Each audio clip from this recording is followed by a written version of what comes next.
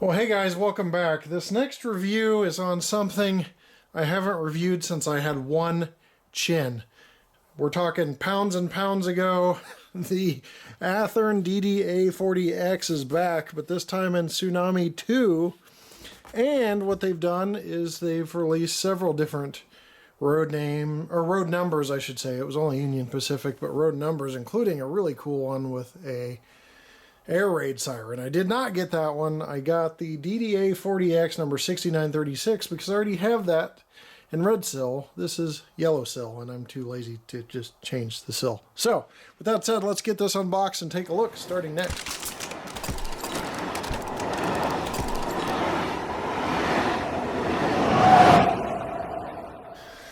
Alright, so the dealer's nice and keeps everything from Athearn. You'll get this little protector cardboard that protects your box from shelf wear.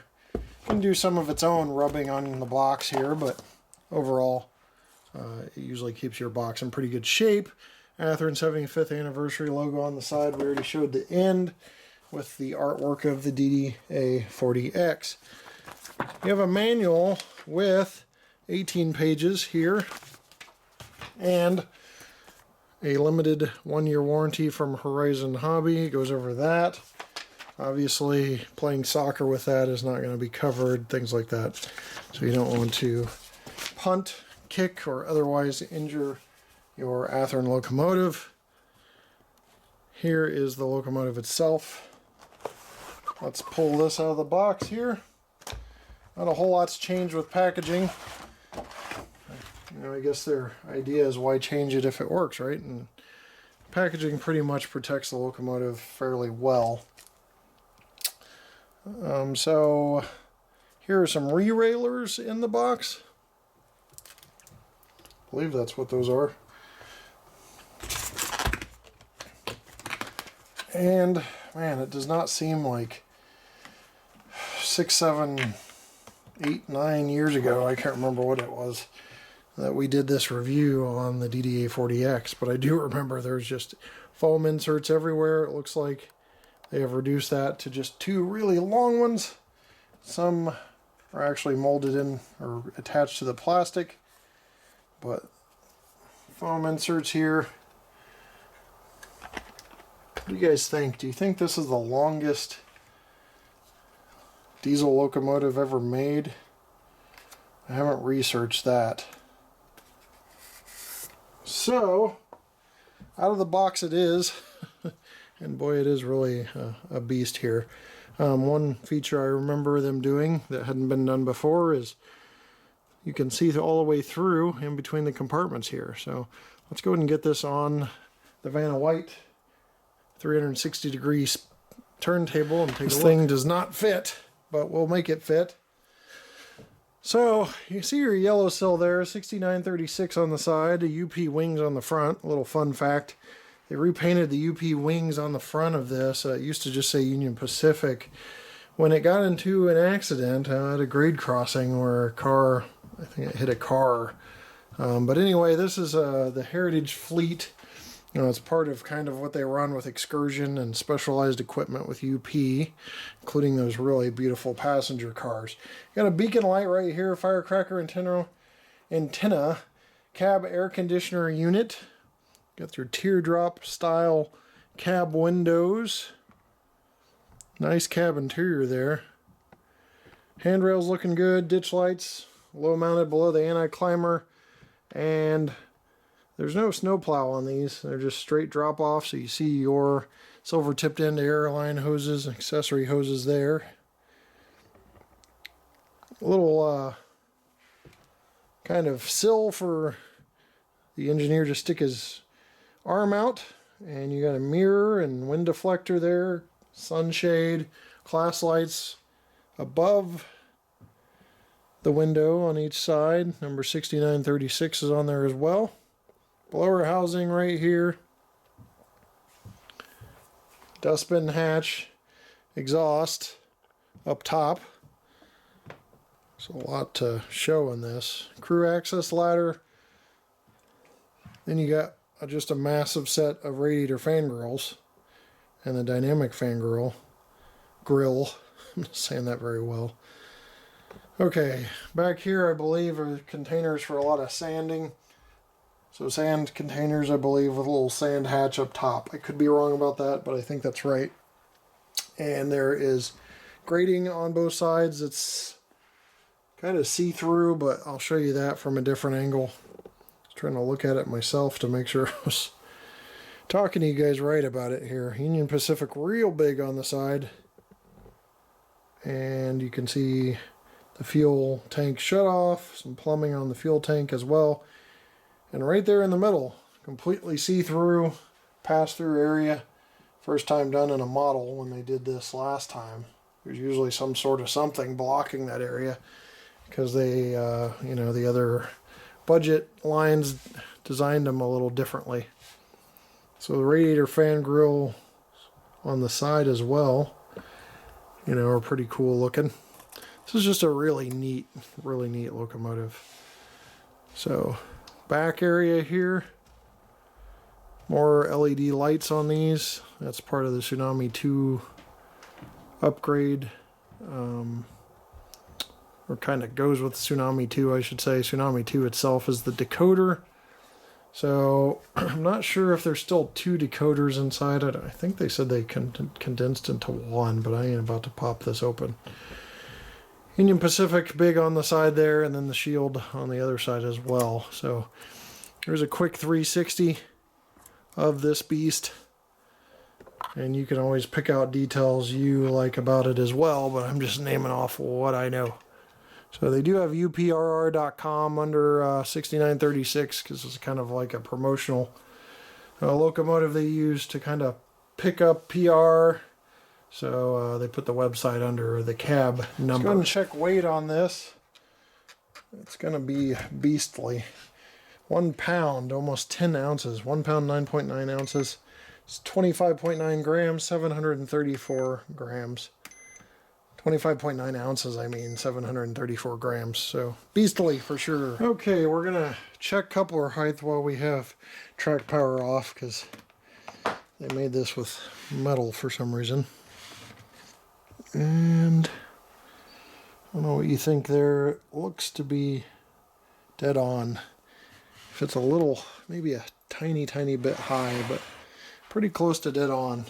I did the wheel gauges off camera and those were good, so if this front one's good, then we have a, yeah, I'd say I'm going to call that NMRA compliant. Both of those seem close enough to be, they're pretty much dead on. So you can see right under the front there's a bell mounted just to the left of the stair there, so that's pretty cool too. And you got sanding lines on the trucks.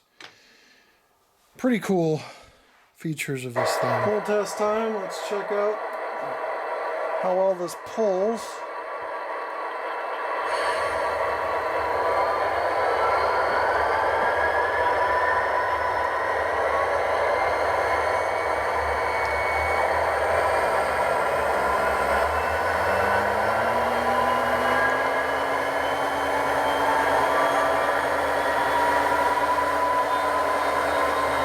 Getting up, we peaked at 5. You probably saw it, even though my fat finger's in the way a little bit. So 5, it's about 75 regular freight cars. You'll be able to pull any passenger consist you want. But freight car wise, about 75 freight cars, regular size HO. We'll be able to pull at about that reading, and that's just a rough estimate. Real quick, I'm going to show you the underside. I do want you to see all different angles. 8 axles on this bad boy. All right, we're going to power on the track, which will start the locomotive up.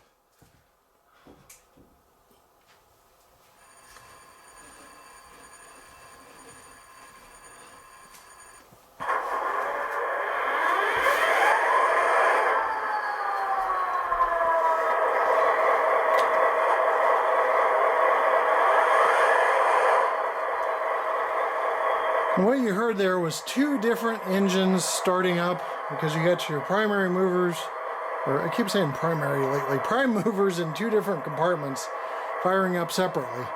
So F-Zero's headlight We'll look at the lighting a little later. I'm not really too concerned with it at the moment. I am verifying it works right now. Okay, 1 is bell. 2 is horn.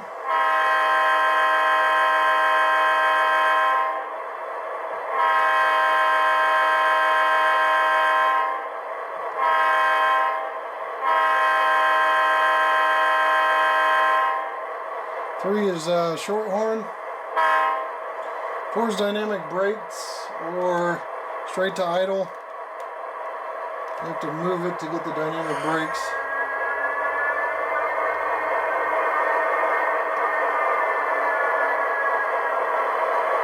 Five is lighting effect,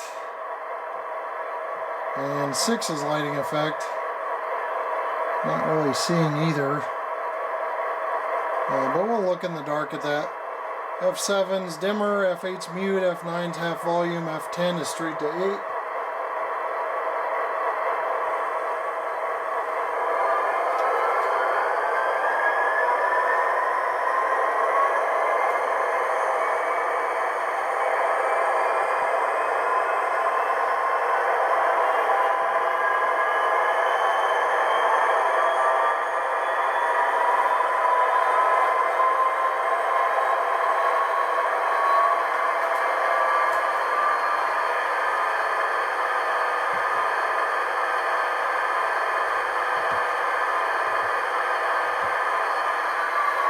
Alright, I just let you hear the prime mover go up. 11's brake set release. So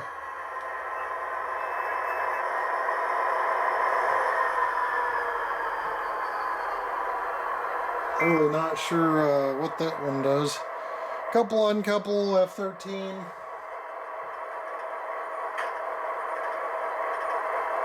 Now the brake set release works. So yeah, there's just a lot of different functions here. Alright, the flickering you see is just the frame rate of the camera. It's not actual flickering. There are ground truck lights, as you can see there, to the right and down from the number board lights. We're going to check some of the lighting functions on this to see if anything happens on some of these. 5 is ditch lights. And they did program those to be steady, which is good. 6. I'm not seeing anything on 6. Then it jumps to lighting effects 24 and 25.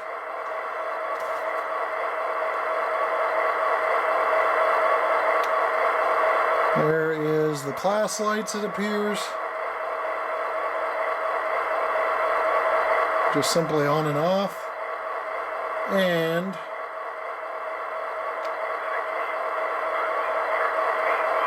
for some reason 25 is doing cab chatter and not any sort of lighting effect. So I don't believe this beacon light lights up. At least I've gone through all the lighting effects that it mentions here on the function listing. Alright, let's go ahead and move this at 1 speed step here. See how smooth everything is. I will say the ditch lights are pretty dim, headlights pretty dim. Kind of hard to see with lights on.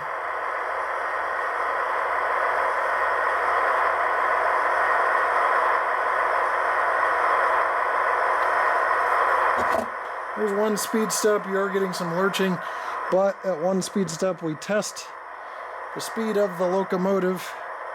So we're going to go ahead and do that now.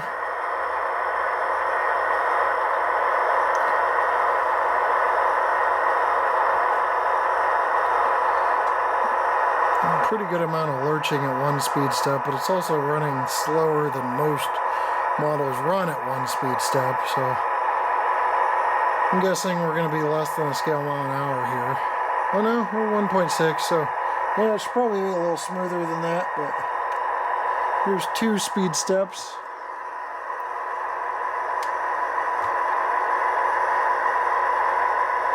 Everything's pretty smooth out by now. And 3.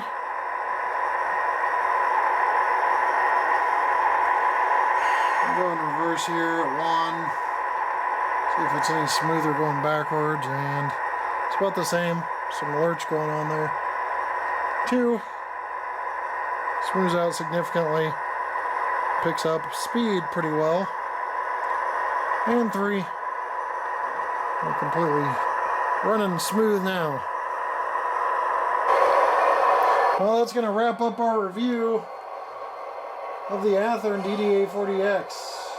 It's been quite a few years and quite a few pounds since I reviewed this locomotive on its first run, and now we have a later version.